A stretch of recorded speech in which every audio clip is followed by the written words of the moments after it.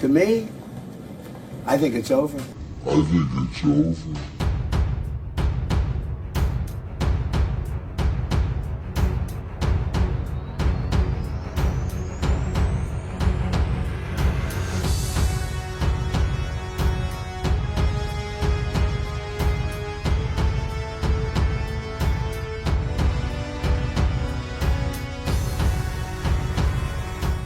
America ने बहुत ख़तरनाक हमला किया है ईरान के ऊपर और एक नहीं कई हमले किए हैं। अमेरिका का ये कहना है कि वो ये हमला इसलिए कर रहा है क्योंकि स्ट्रेट ऑफ हॉर्मूज़ पर जो जहाज़ जा रहे थे उस पर पहले ईरान ने हमला किया है और उसने जवाबी कार्रवाई करते हुए हमला किया है। डोनाल्ड ट्रंप अमेरिका और इजराइल अपना जो जिसे कहते हैं सबक वो सीख चुके हैं, लेकिन लगता है कि उन्हें अभी कई और जंगें लड़नी होंगी, उन्हें और नुकसान देना होगा और साथ साथ अगर बॉलीवुड की भाषा में कहें कि तुम्हें अभी और जलील होना है। नमस्कार, स्वागत है आप सभी का। बहुत अजीब सी खबर लेकर आपके सामने मैं यहाँ पर पेश हुई हूँ। आप ये सोचिए कि जिस जंग को माना जा रहा था कि ये जंग ख़त्म हो चुकी है, वो जंग नए सिरे से दोबारा उसमें शुरुआत हो रही है। अभी तक ये माना जा रहा था कि डोनाल्ड ट्रंप अमेरिका और इजराइल अपना जो जिसे कहते हैं सबक वो सीख चुके हैं, लेकिन लगता है कि उन्हें अभी कई और जंगें लड़नी होंगी, उन्हें और नुकसान देना होगा और साथ साथ अगर बॉलीवुड की भाषा में कहें कि तुम्हें अभी और जलील होना है।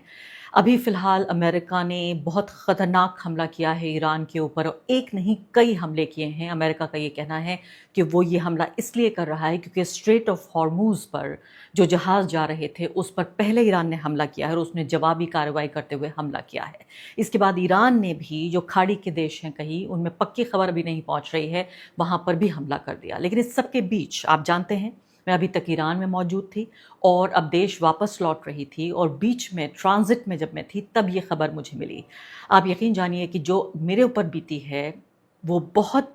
तकलीफ़ दे चीज़ है और बहुत मुश्किल है। पूरे तरीके से जो मेरा परिवार था और मैं खुद एक तरह से जान और माल के जैसे कहते हैं कि लाले पड़ जाना, इस तरह से हुआ। मैं सुबह की मेरी फ़्लाइट थी, मैं जैसे ही तेहरान इंटरनेशनल एयरपोर्ट के लिए निकली, पता चला उससे पहले ही जैसे ही सो के उठी हूँ तभी पता चला कि फ़ौरन हमला हो गया। मैं पहले जाकर चेक इन करने की कोशिश की, पूरा एयरपोर्ट खाली था। तेहरान इंटरनेशनल एयरपोर्ट, इमाम खुमैनी इंटरनेशनल एयरपोर्ट पूरे तरीके से खाली था। अंदर जाके पता लगाने की कोशिश की तो पता चला कि शायद ये फ़्लाइट जा सकती है। इससे पहले की तमाम फ़्लाइट्स रद्द की जा चुकी हैं और उसके बाद का कोई ठिकाना नहीं है। इंतज़ार करने के बाद किसी तरीके से जिस मुल्क से ट्रांजिट करके मैं आना चाह रही थी दिल्ली, वहाँ काफ़ी इंतज़ार करने के बाद आखिरकार वो फ़्लाइट चली। लेकिन उस सब के दौरान आप ये सोचिए कि पूरा एयर स्पेस एक ख़तरे के लिए पूरे तरीके से ख़तरे के बादल मंडरा रहे थे और जब तक फ़्लाइट नहीं उड़ी तब तक सांस गले में अटकी रही कि अभी इतने के ख़तरे के ज़ोन से निकल कर आ रही हूँ तेहरान से, जहाँ पर पूरे तरीके से आप ये समझिए कि नंबर एक वहाँ भगदड़ हो सकती थी क्योंकि पिछले दो जो फ्यूनरल के जनाजे के कार्यक्रम रहे ईरान में हाई प्रोफाइल, दोनों में ये हादसा हुआ था कि दोनों में भगदड़ हुई थी और दोनों में लोग मारे गए थे। दूसरी बड़ी बात ये थी कि क्या ये इतना हाई प्रोफाइल जो जनाजे का कार्यक्रम हो रहा था अलग अलग 7 शहरों में, क्या इसको अमेरिका या इजराइल, कम से कम इजराइल तो निशाना बना सकता है और बमबारी कर सकता है, वहाँ लोग मारे जा सकते हैं। तीसरी बड़ी बात ये भी थी कि पूरा शहर एक तरह से छावनी में तब्दील हो चुका था और सिक्योरिटी के जो इंतजाम थे वो इतने सख्त थे कि समझिए कि आप परिंदा भी पर नहीं मार सकता। तो एक जगह से दूसरी जगह पहुँचना इतना मुश्किल हो रहा था, आपको यकीन नहीं होगा कि दिन दिन भर सुबह से लेकर रात तक लगातार पैदल चलती रही। 25 किलोमीटर का आपने सुना होगा कि 25 किलोमीटर लंबी रैलियां और जनाजे के पूरे प्रोसेशंस निकाले जा रहे हैं। मुझे याद नहीं है कि मैं 25 किलोमीटर चली हूँ या कितने किलोमीटर, लेकिन एक एक दिन में इतना चलना हुआ कि पैर पूरे तरीके से शल हो चुके हैं और मैं सोच रही थी कि अब राहत से मैं घर पहुँचूंगी और वहाँ से बाकी की जो रिपोर्टिंग है इस पूरे घटनाक्रम को लेकर वो करूँगी। लेकिन आप सोचिए कि सांस अटकी रही मेरी भी और परिवार की भी कि किसी तरीके से ये फ़्लाइट टेक ऑफ कर जाए। फ़्लाइट टेक ऑफ कर गई, उसके बाद पता चला है कि पूरा एयर स्पेस, ईरान का पूरा एयर स्पेस बंद हो चुका है। मेरी अकेली ऐसी फ़्लाइट थी जो उड़ी और अकेली ऐसी फ़्लाइट है जो अगले बहुत सारे घंटों तक, हो सकता है बहुत सारे दिनों तक ना उड़े। तो आप सोचिए कि ज़रा बिल्कुल बाल बचे जिसे कहते हैं, वरना न जाने कहाँ मैं किस जगह स्टक हो जाती, किस जगह मैं फंस गई होती, किस होटल के कमरे में, किसके घर में, खाने पीने का इंतज़ाम क्या होता। वीज़ा की भी आप जानते हैं कि एक अवधि होती है, उसके बाद वीज़ा एक्सपायर हो जाता है। ये सोच के भी अभी बिल्कुल जान جان اٹک رہی ہے کہ آخر ہوتا تو کیا ہوتا. لیکن میری کہانی تو چلیے چھوڑیے، میں تو پہنچوں گی گھر جب پہنچ جاؤں گی، لیکن آپ سوچئے کہ اب یہ دوبارہ جنگ شروع ہو گئی ہے، کیونکہ ڈونلڈ ٹرمپ نے ٹویٹ کر کے یہ کہہ دیا ہے کہ اٹ از اوور، یعنی کہ جو جنگ جو ہے، یعنی سیز فائر، یدھ بندی اوور ہو چکی ہے. ایران نے بھی اپنی طرف سے ڈکلیریشن کر دیا ہے کہ جو ایم او یو یعنی میمورینڈم آف انڈرسٹینڈنگ جو ان کے بیچ ایک سہمتی بن پائی تھی، وہ سہمتی اب نہیں ہے. تو پورے طریقے سے جو ڈونلڈ ٹرمپ ہیں وہ یہ کہہ رہے ہیں کہ آج ہی رات وہ ایران پر حملہ کریں گے. تو آپ سوچئے کہ میں اس ملک کی سرحد سے بس ذرا نکل کر آئی ہوں اور اسی وقت خبر آ رہی ہے کہ ڈونلڈ ٹرمپ یہ کہہ رہے ہیں کہ آج ہی رات میں ایران پر حملہ کروں گا. اور آگے بڑھنے سے پہلے ایک ادنا سی گزارش کہ آپ ممبر بنیے میرے چینل کا عارفہ خانم شیروانی. اگر آپ ممبر بنتے ہیں، آپ کے سمرتھن سے آپ میرا ہاتھ مضبوط کریں گے، اتنا مضبوط کہ میں ستا کا کالر پکڑ کے سوال پوچھ سکوں گی اور جو ہمارے سمودائے میں حاشیے کے جو طبقے ہیں ان کی آواز اٹھا سکوں گی. آپ یقین جانیے آپ کا ایک چھوٹا سا سہیوگ میرے لیے اتنا بڑا ہوگا جس کے لیے آپ اندازہ بھی نہیں لگا سکتے. تو میری تو جان بچی، وہ بچی اور شاید بچ گئی، لیکن آپ سوچئے کہ باقی لوگوں کے بارے میں جو وہاں تہران میں اور ایران کے باقی شہروں میں جو لوگ ہیں. اور اس وقت جب میں آپ سے بات چیت کر رہی ہوں یہاں پر اس وقت جنازہ کربلا میں پہنچا ہوا ہے آیت اللہ علی خامنئی کا، اور وہاں پر ہم دیکھ رہے ہیں کہ لاکھوں کی تعداد میں نہیں، کروڑوں کی تعداد میں، یعنی ملینز، کئی کروڑ لوگ عراق کی سڑکوں پر نجف اور کربلا شہروں میں اترے ہوئے ہیں. اور وہاں کی جو ملٹری لیڈرشپ ہے، تمام جو سینک نیترتو ہے، اور ساتھ ہی وہاں کی حکومت بھی، ان کے پردھان منتری خود سڑکوں پر موجود ہیں. کیونکہ چاہے کتنی بھی عراق یا کوئی بھی دیش امریکہ کی غلامی کر لے، ان کو پتہ ہے کہ جو لوگ ہیں، لوگوں کا جو وشواس ہے، لوگوں کا جو ساتھ ہے، وہ جو ایران کی سرکار ہے اس کے ساتھ ہے. تو ایسے میں آپ پورے طریقے سے یہ دیکھیے کہ کتنی خطرناک یہ بات ہے کہ ابھی 4 مہینے سے جنگ چل رہی ہے. جس نیتا کا آپ نے قتل کیا 28 فروری کو، اس نیتا کو کچھ ہی گھنٹوں بعد دفنایا جانا ہے، اور سب ایران میں یہ سوچ رہے ہیں کہ جنگ ختم ہو چکی ہے، اب اس نیتا